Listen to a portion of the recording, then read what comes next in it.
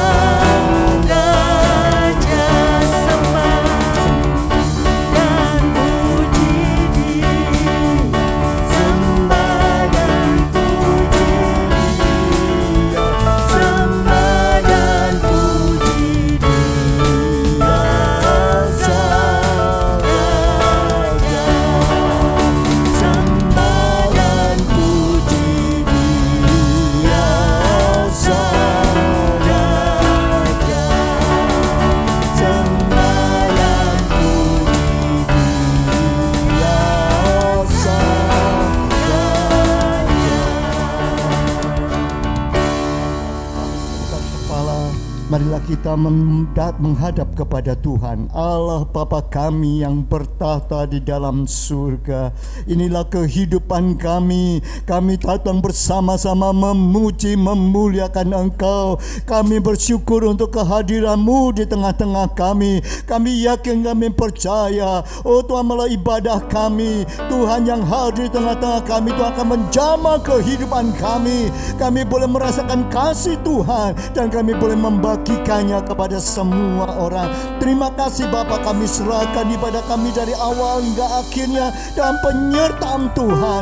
Dan Tuhan memakai kami, Tuhan memberikan kekuatan dalam hidup kami, Tuhan mempersiapkan hidup kami untuk melihat kemuliaan Tuhan. Terima kasih Bapa, kami akan memulai ibadah kami di dalam nama Tuhan Yesus Kristus, dan semua yang percaya katakan amin.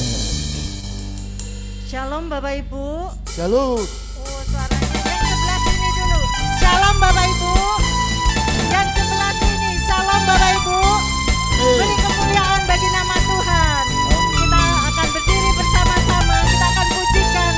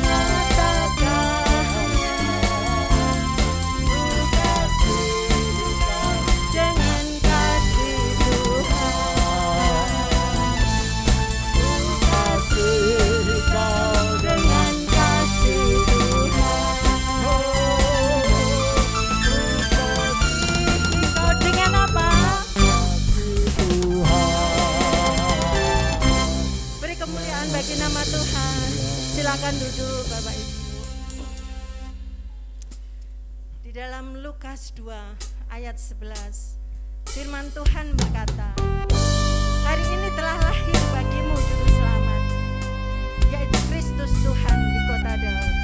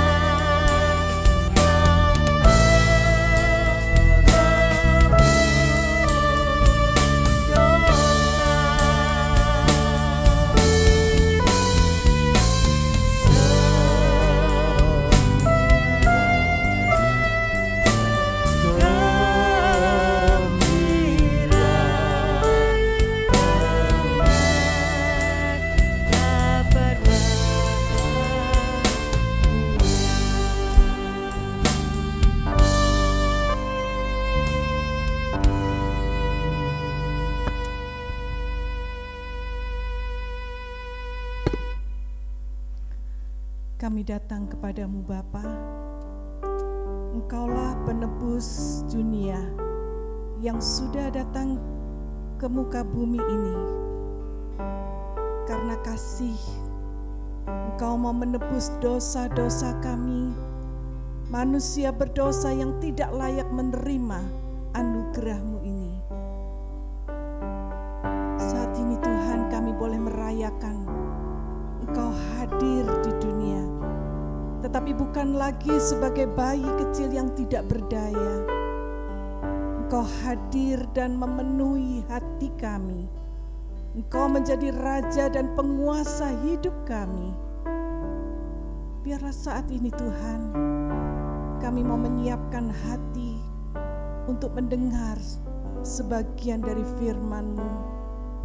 Berbicaralah ya Bapa, sehingga kami boleh mengerti kabar gembira itu, dan kami boleh mengamalkan firman-Mu sebagaimana yang Tuhan inginkan untuk kami perbuat. Kami akan duduk diam, dan biarlah Roh Kudus yang memenuhi hati dan pikiran kami, sehingga kami boleh mengerti firman Tuhan. Pakai urapi hamba-Mu ini di dalam kelemahan dan keterbatasannya, untuk menjadi berkat bagi banyak orang. Di dalam nama Tuhan Yesus kami berdoa. Amin. Silakan duduk saudaraku sekalian.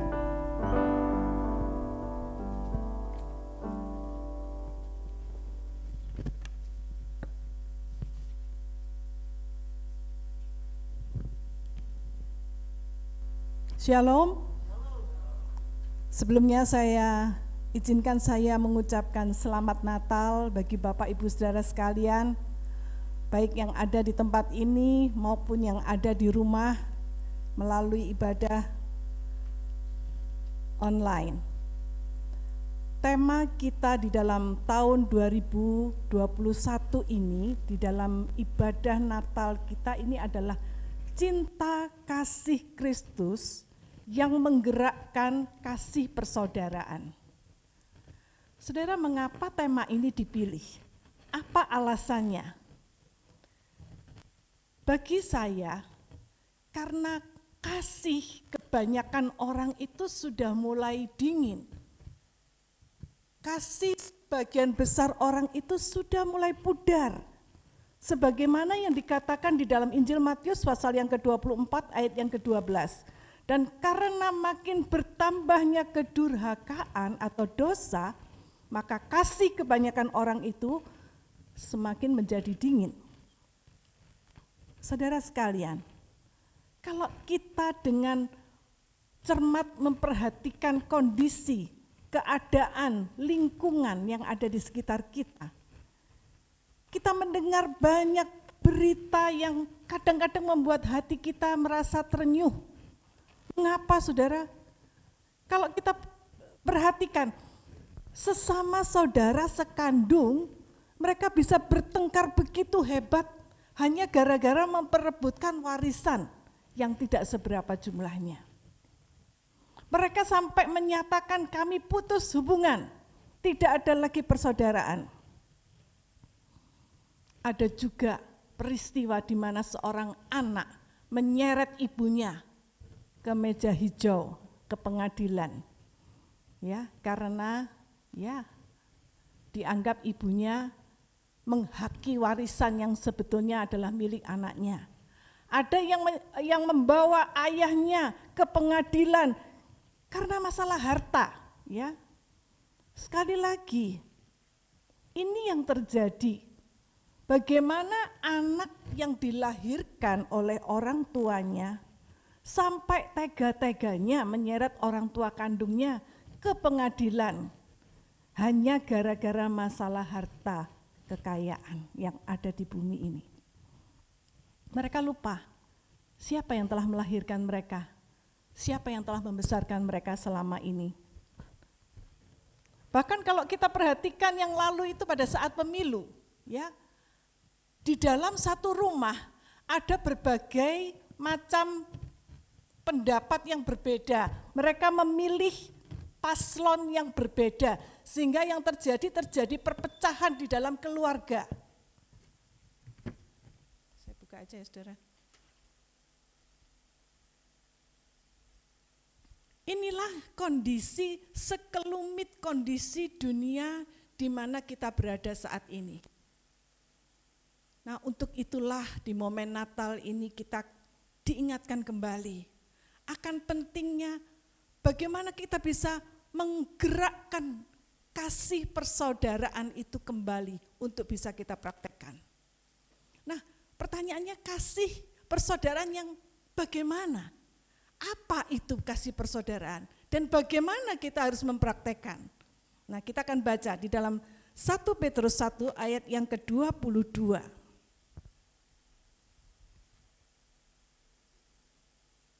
1 Petrus 1 ini adalah ayat emas kita di dalam Natal ini. 1 Petrus 1 ayat 22. Ya, kita kan baca ayat ini sama-sama ya saudara. 1, 2, 3. Karena kamu telah menyucikan dirimu oleh ketaatan kepada kebenaran, sehingga kamu dapat mengamalkan kasih persaudaraan yang tulus ikhlas. Hendaklah kamu bersungguh-sungguh saling mengasihi dengan segenap hatimu. Ya. Saudara, ayat ini kalau di dalam terjemahan yang lain, sehingga kita bisa memahami dengan lebih mudah, mengatakan demikian. Karena kamu sudah memurnikan jiwamu dalam ketaatan kepada kebenaran. Ya, dimaksud di sini adalah kebenaran firman Tuhan.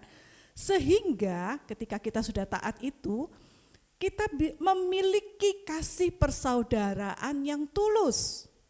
Maka marilah saling mengasihi dengan sungguh-sungguh dengan hati yang murni. Ya, saudara, latar belakang mengapa surat ini ditulis oleh Rasul Petrus, yaitu ditujukan kepada jemaat orang-orang Kristen pertama, abad pertama di Asia Kecil. Ya, pada saat itu orang-orang Kristen mereka mengalami penderitaan.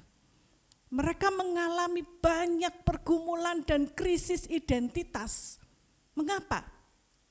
Mereka itu adalah kaum minoritas yang dipandang sebelah mata oleh masyarakat. Bahkan sebagian dari mereka itu adalah kaum marginal, kaum yang dianggap rendah, ya, di batas margin itu di batas ya. Ya, itu mereka adalah kelompok hamba-hamba.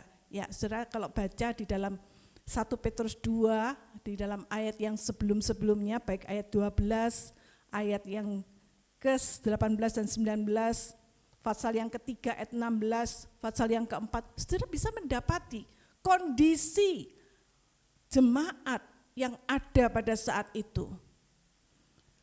Sebagai pengikut Kristus, mereka sudah mempraktekkan perbuatan yang baik. Tetapi mereka itu selalu mendapat perlakuan yang tidak adil. Mereka ditekan, mereka dibenci, mereka dikucilkan. Mereka mendapat tekanan itu karena mereka menjadi pengikut Kristus. Nah, ini yang aneh, saudara. Kalau kita perhatikan, bagaimana dengan situasi, kondisi kita sebagai pengikut Kristus pada zaman ini? Walaupun mungkin kita tidak sama persis dengan kondisi mereka saat itu, tapi kalau kita perhatikan dengan jeli, kita akan melihat ada kemiripannya. Kalau saudara perhatikan, ada yang namanya aparatur negara ASN yang kesulitan naik pangkat gara-gara dia beragama Kristen, gara-gara dia menjadi pengikut Kristus. Ada pejabat publik yang sengaja dipelintir kata-katanya sehingga dia dianggap melecehkan agama lain. Dan dia didemo berjilid-jilid sampai akhirnya dimasukin penjara, dibenci banyak orang. Supaya dia tidak bisa menduduki jabatan politis lagi. Ada kan? Ya, saya nggak perlu sebutkan namanya, saudara pasti tahu semua. Ada pemuka agama yang dari agama lain kemudian menjadi agama Kristen. Dia kemudian dipenjara dan dianiaya di sana gara-gara dia sudah mempertobatkan banyak orang. Dia dianiaya, dia dipukuli, dia dilumuri dengan kotoran manusia sampai babak belur. Dan tidak ada satu orang pun yang berani menolong atau memang sengaja dibiarkan di sana. Ada gereja-gereja yang dibakar tanpa alasan yang jelas. Di Indonesia ini ada yang kesulitan mendapat izin. Bahkan ketika sebuah gereja sudah mendapatkan izin sekalipun bisa ditutup gara-gara ada oknum yang tidak suka. Nah, masih banyak contoh-contoh ketidakadilan yang terjadi, tekanan-tekanan yang dialami oleh anak-anak Tuhan, para pengikut Kristus. Firman Tuhan mengatakan jangan heran kalau dunia membenci kamu. Itu sudah dikatakan jauh-jauh hari di dalam 1 Yohanes 3 ayat 13. Bahkan juga dikatakan kalau mereka membenci kamu, sebetulnya mereka sudah membenci Tuhan lebih dahulu. Yang dibenci itu sebetulnya Tuhan Yesus. Tapi karena kita pengikutnya, kita juga mendapat bagian. Saudara, bagaimana ketika kita mengalami hal ini? Apa respon kita seharusnya? Pertama kita harus ingat bahwa dunia ini bukan rumah kita. Dunia ini bukan rumah kita untuk selamanya. Karena dunia ini hanya persinggahan sementara. Kata sebuah lagu, ing donya pira lawase, ing donya mung mampir ngombe. Ya, kita ini seperti musafir yang sedang berjalan dan kita singgah di satu tempat. Tapi tujuan akhir kita bukan di situ. Tujuan akhir kita adalah surga yang kekal. Nah, itu sebabnya ketika kita harus menghadapi penderitaan, aniaya, tekanan selama kita mampir ngombe di dunia ini, bertahanlah sampai akhir, karena itu hanya sementara. Setiap orang yang mengaku dirinya menjadi pengikut Kristus dan sungguh-sungguh melakukan taat kepada firman Tuhan, dia bisa mengalami hal ini. Bagaimana respon kita seharusnya sebagai orang Kristen? Apakah kita membalas? Bukankah dunia juga mengajarkan pembalasan lebih kejam dari perbuatan?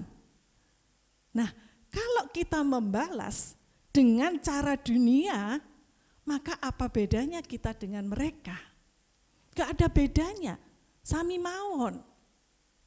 Nah, saudara, itu sebabnya di dalam 1 Yohanes 3 ayat 15 dikatakan demikian. Setiap orang yang membenci saudaranya, dia adalah seorang pembunuh manusia. Ingat saudara, membenci saudaranya itu disamakan dengan pembunuh. Loh, ini enggak main-main, ini firman Tuhan yang mengatakan. Dan kamu tahu bahwa tidak ada seorang pembunuh yang tetap memiliki hidup kekal di dalam dirinya.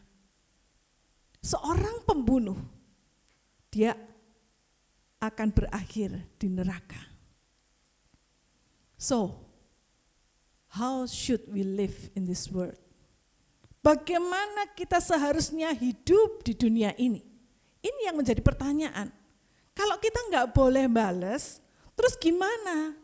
Nah, saudara, dalam ayat yang kita baca, 1 Petrus yang pasal pertama ayat 22 tadi, di sana dengan jelas dikatakan ada dua hal yang diajarkan oleh Petrus kepada jemaat di Asia Kecil yang menderita.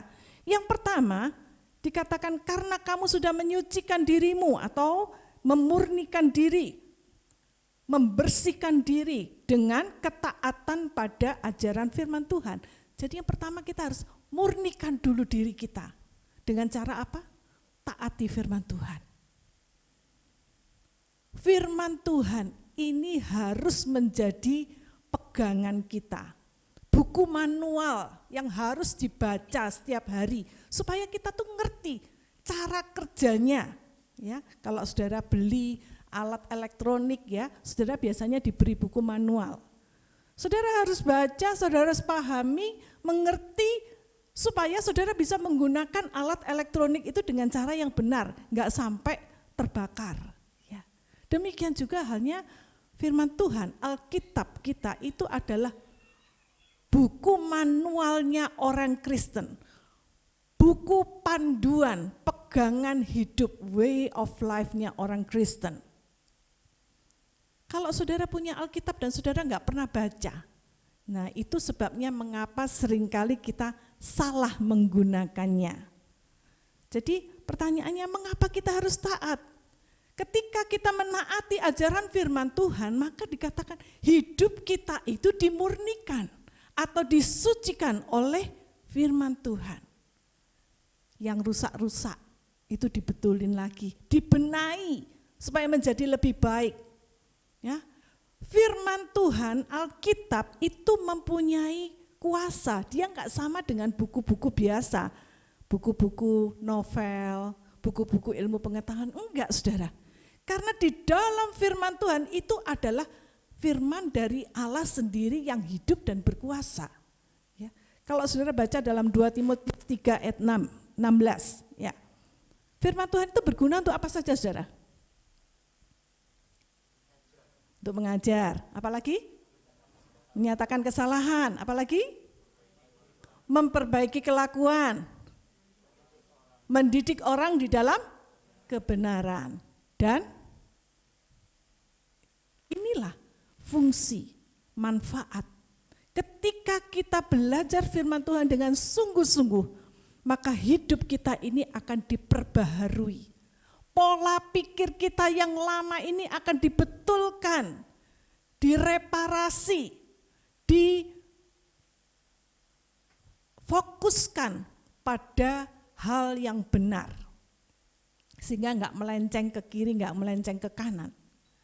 Kita dididik di dalam kebenaran sehingga kita bisa menjadi manusia baru yang memiliki pola pikir baru, memiliki lifestyle atau gaya hidup yang baru pula. Jadi jangan anggap firman Tuhan itu seperti buku-buku bacaan biasa saudara. Karena ketika kita membaca firman Tuhan dan Roh Kudus menerangi, maka itu akan mengubah perilaku kita, pikiran, sifat, kebiasaan, karakter yang lama. Sehingga kita bisa menjadi manusia yang baru.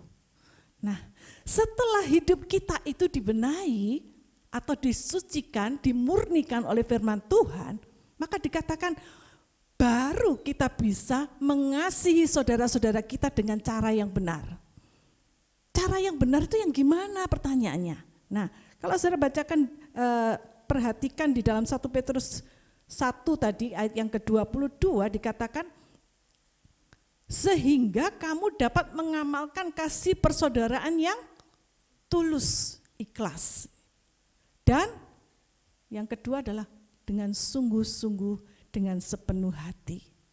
Nah, kondisi kasih yang semacam ini sudah semakin jarang kita dapatkan di dunia ini.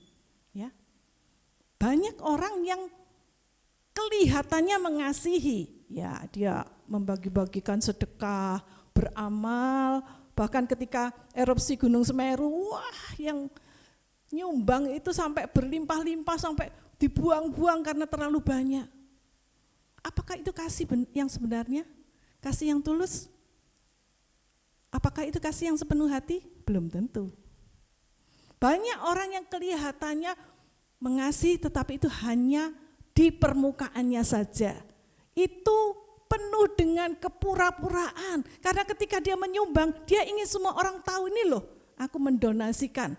Nih, 1 miliar. Wah, difoto, cekrek, sebarkan di sosial media, viral. Wah, kasih yang seperti ini adalah kasih karena ada udang di balik batu.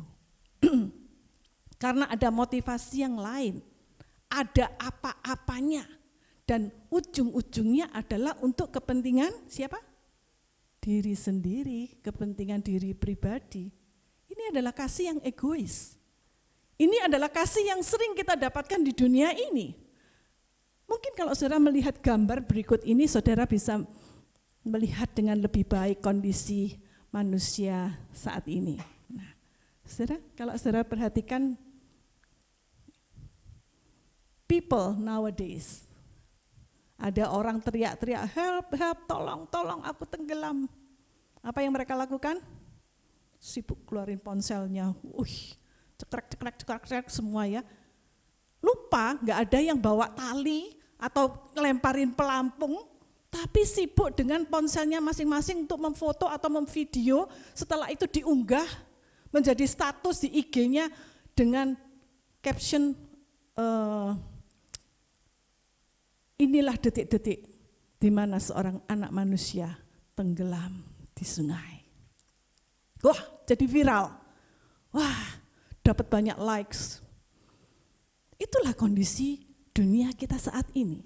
Orang itu kelihatannya mengasihi tetapi hanya di permukaan saja, sebetulnya ujungnya adalah biar orang itu nge-like dirinya.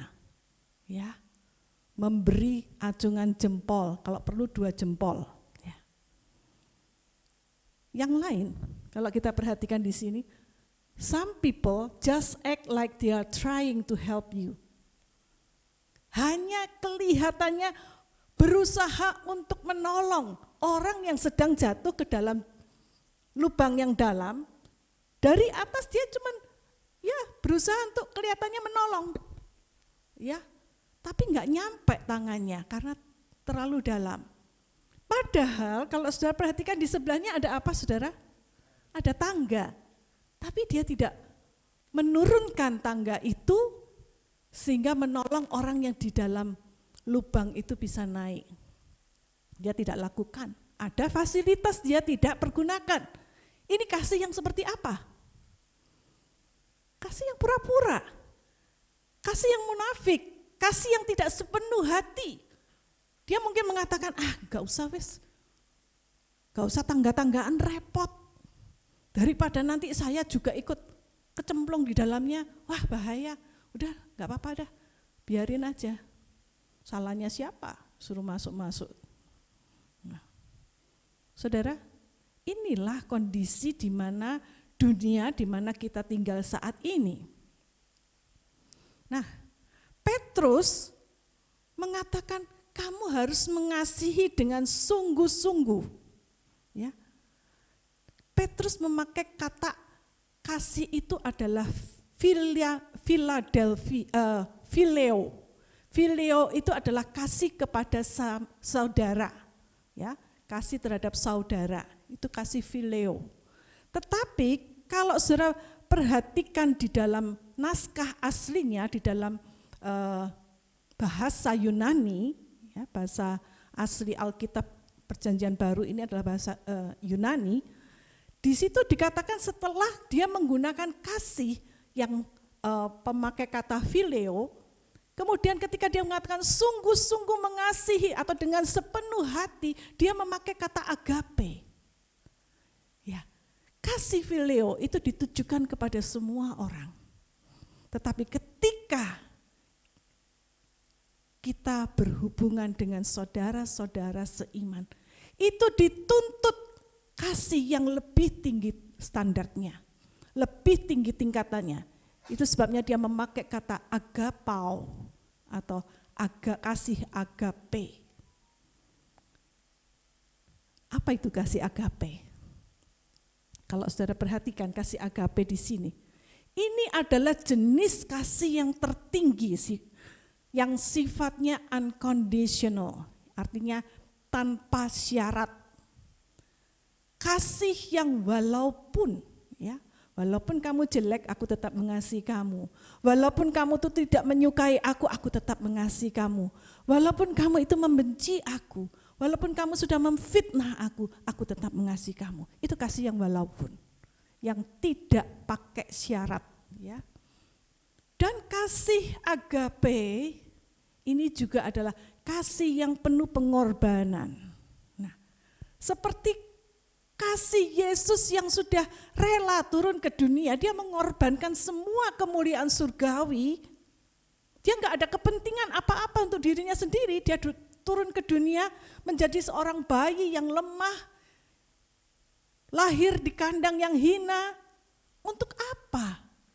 Apa apa perlunya, apa pentingnya. Dia tidak mendapat kehormatan, gak ada seorang pun yang tahu saat itu. Hanya gembala-gembala di padang yang diberitahu oleh malaikat. Gak ada yang namanya di foto atau di video diviralkan, gak ada. Tetapi dia mau datang, dia rela berkorban. Karena dia tahu misinya datang ke dunia adalah untuk menyelamatkan umat manusia yang sudah jatuh dalam dosa dan mendapatkan hukuman mati, hukuman yang kekal. Inilah kasih agape, kasih yang penuh pengorbanan.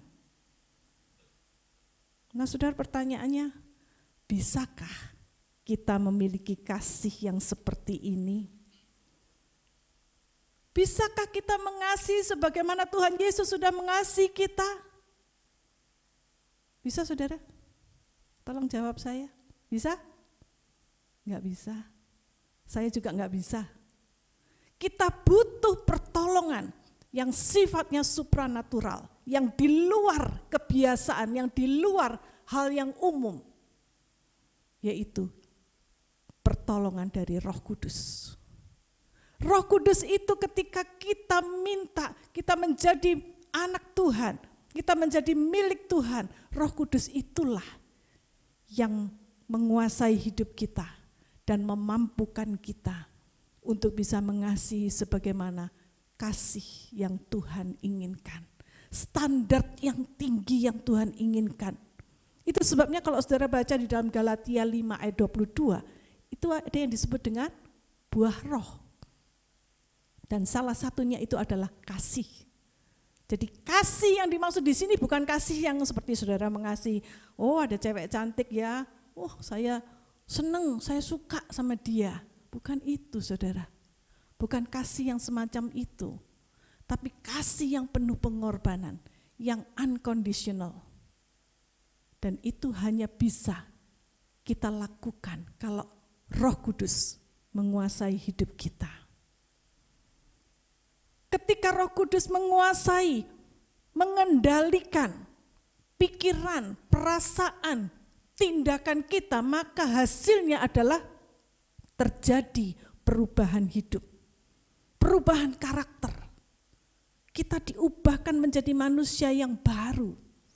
Ya, tapi perubahan itu enggak seperti sulapan ya saudara, dalam sekejap langsung saudara berubah, berubah seperti Superman apa, ya, tidak. Itu melalui satu proses, dan proses itu mungkin menyakitkan. Sehingga ketika kita diubahkan sedikit demi sedikit, kita bisa lebih mengasihi, bukan hanya mengasihi orang-orang yang ada di sekitar kita, yang baik-baik sama kita, enggak. Tapi kita juga bisa mengasihi orang-orang yang di luar, yang kadang-kadang brengsek sama kita. Kita bisa mengasihi mereka dengan kasih yang tulus, dengan kasih yang sungguh-sungguh, sepenuh hati. Saudara, kita tidak perlu menunggu keadaan baik dulu baru kita bisa mengasihi. Kita tidak perlu menunggu ada alasan tertentu baru kita mengasihi dia. Gak perlu nunggu, saudara. Baik atau tidak baik waktunya. Ada atau tidak ada alasan tertentu. Kalau Tuhan nyuruh kita, taati, lakukan, act now, ya, act now, lakukan sekarang, jangan tunda. You don't need a reason to help people. Kita nggak perlu punya alasan dulu. Nunggu kalau dia sudah kecemplung, sudah hampir mati, baru saya tolong dia. Enggak, saudara. Langsung lakukan, act now, lakukan sekarang. Ketika kita mau taat kepada firman Tuhan, melakukan apa yang Tuhan mau, maka dikatakan, you can make a difference in this world. Anda bisa membawa sebuah perubahan di dalam dunia ini. Ada banyak orang di sekitar kita yang sedang menantikan uluran tangan kita Bukan hanya untuk sekedar popularitas kita menolong, tetapi kita menolong dengan kesungguhan hati, keluar dari hati kita. Sepenuh hati, dengan tulus, tidak ada embel-embel. Itu yang Tuhan kehendaki. Biarlah momen Natal ini kembali mengingatkan kita pentingnya taati firman Tuhan. Karena firman Tuhan itu yang memurnikan hati kita. Dan setelah kita dimurnikan oleh Tuhan, baru kita bisa mengasihi dengan standar yang Tuhan inginkan. Bukan kasih yang pura-pura, bukan kasih yang munafik. Amin. Mari kita berdoa. Tuhan, ajar kami untuk mengasihi Engkau sebagaimana Engkau sudah mengasihi kami. Dengan kemampuan kami sendiri, kami tidak akan pernah bisa mengasihi dengan kasih yang tulus, dengan sepenuh hati. Karena kami sangat terbatas. Itu sebabnya Tuhan, di momen Natal ini kami mohon belas kasihan-Mu. Bila ada di antara kami yang sudah tidak ada lagi keinginan untuk menaati firman Tuhan, firman kebenaran ini, tolong Tuhan, sadarkan kami, insyafkan kami, kembalikan kami pada jalan yang benar. Bila mungkin ada di antara kami yang kasihnya sudah mulai memudar, sudah mulai hilang, bahkan kami mulai membenci orang lain, ingatkan kami, bantulah kami, supaya kami juga boleh kembali memiliki kasih Tuhan, kasih yang unconditional, yang tanpa syarat dan yang penuh pengorbanan itu. Bila kami telah disakiti oleh dunia, diperlakukan dengan tidak adil, kuatkan kami, ingatkan kami bahwa dunia ini hanya sementara. Penderitaan yang ada di dunia ini hanya sementara. Tapi hadiah, kemuliaan yang akan kami terima itu kekal adanya. Ketika kami disakiti, berikan kepada kami kemampuan, ketabahan, kekuatan untuk bisa mengatasinya. Biarlah momen Natal ini membawa kehangatan kasih Kristus dalam hidup kami. Sehingga ketika kami pulang nanti, kami bisa membawa kasih itu dan membagikannya kepada orang-orang yang ada di sekitar kami. Sehingga mereka boleh merasakan dan mengenal Tuhan secara pribadi melalui kehidupan kami. Dengar doa kami Tuhan. Kami panjatkan doa kami ini di dalam nama Yesus Sang Putra Allah yang sudah turun ke dunia. Amin. Amin.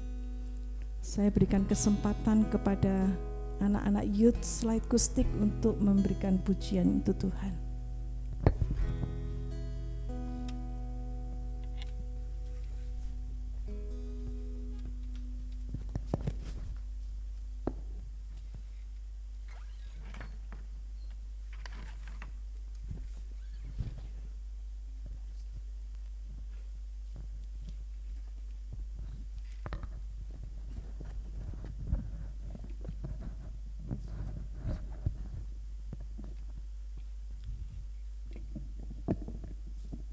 Tes. Joining. Cek.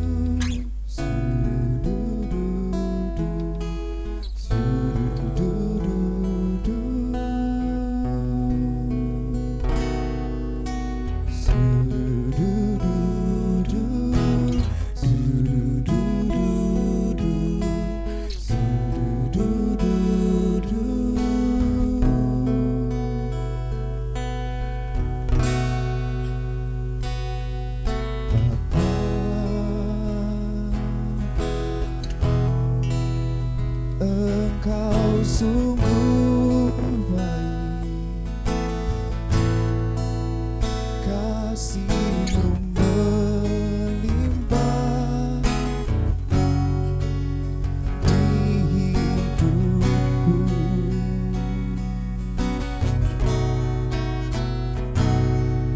Bapa,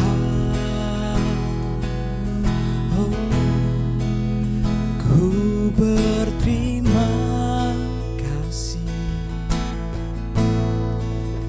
berkat-Mu hari ini yang Kau sediakan bagiku. Ku naikkan syukurku buat hari yang Kau beri. Tak habis-habisnya kasih dan rahmat-Mu, selalu baru dan tak pernah terlambat. Pertolongan-Mu besar setia-Mu di sepanjang hidupku.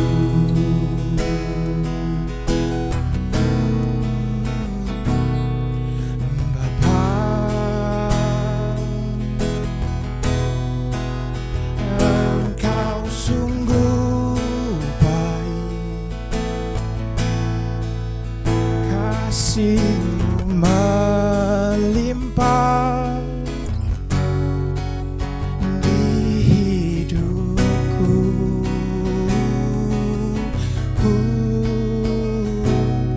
Bapa, ku berterima kasih berkat-Mu hari ini yang Kau sediakan bagiku. Ku naikkan syukurku buat hari yang Kau beri. Tak habis-habisnya kasih dan rahmat-Mu.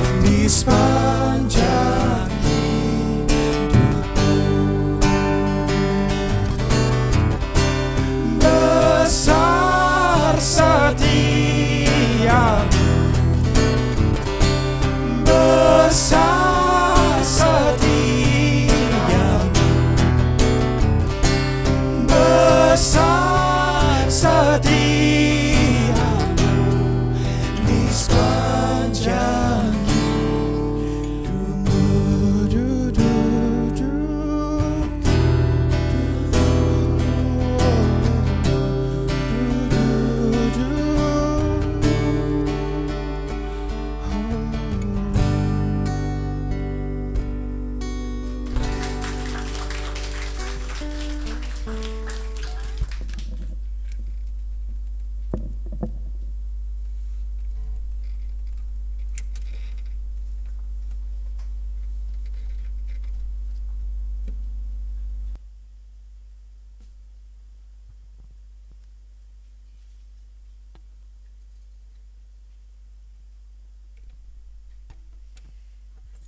Bapak Ibu yang terkasih,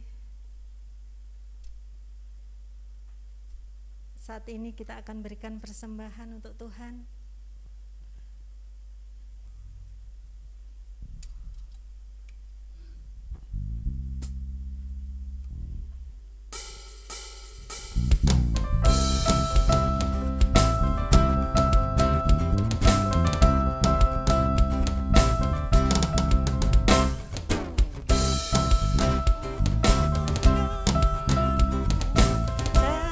Terdengar selalu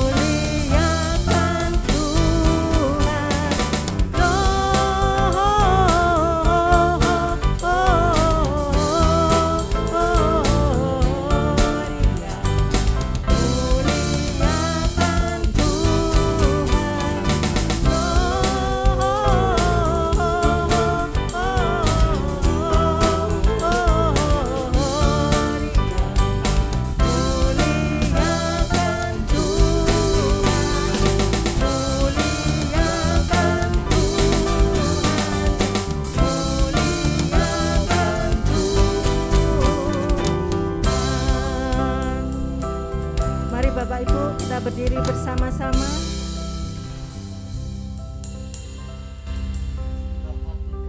Yang kami bawa kepada tangan-Mu Bapa. Inilah kehidupan kami yang benar-benar Tuhan tergerak oleh kasih Kristus yang luar biasa yang sudah menyelamatkan kami. Itu sebabnya Tuhan kami kembali memperbaharui komitmen kami. Kami datang kepadamu Bapa. Kami membawa diri kami dan kami mempersembahkan yang ada dalam kehidupan kami untuk mewakili kehidupan kami guna hormat kemuliaan nama-Mu.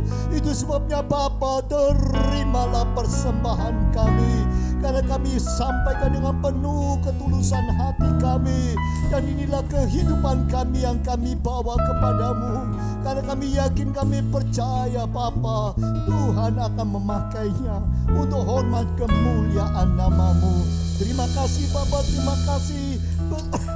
Berkati kami semua yang lain. Mungkin ada antara kami yang belum sempat membawanya.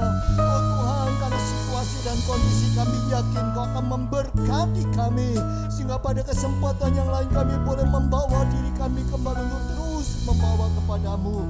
Terima kasih Bapa, terima kasih. Saat ini kami juga masih teringat untuk saudara-saudara kami yang tidak bisa beribadah dan berbakti kepada kami. Oh Tuhan, karena saat ini harus terbaring lemah di rumah, baik yang ada di rumah sakit, kami serahkan mereka semua dalam tangan-Mu. Kami teringat untuk mereka semua satu demi satu, sehingga mereka Tuhan juga mendapatkan kasih setia Tuhan, dan mereka boleh bergerak untuk membagikannya kepada orang lain. Terima kasih Bapa, terima kasih. Dan kalau sebentar kami akan kembali ke rumah kami masing-masing, Engkau memberkati kami, menyertai kami, dan mengawali kami dengan berkat-berkat Tuhan.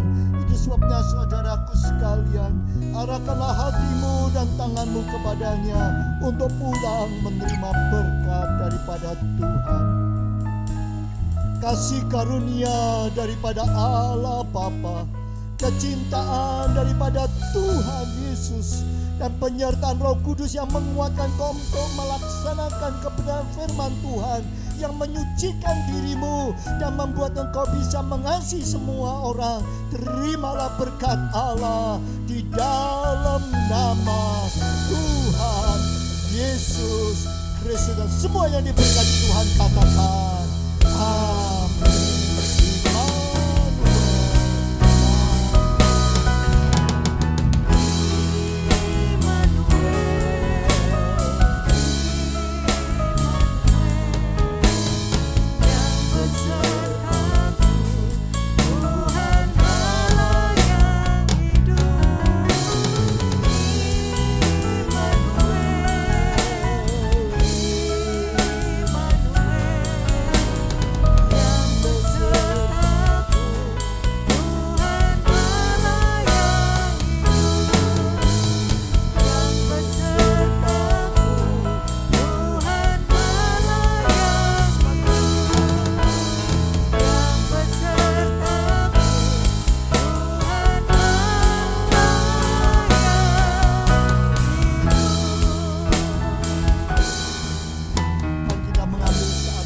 Sejenak merenungkan kebenaran firman Tuhan dan bertekad untuk melaksanakannya dalam kehidupan kita sehari-hari.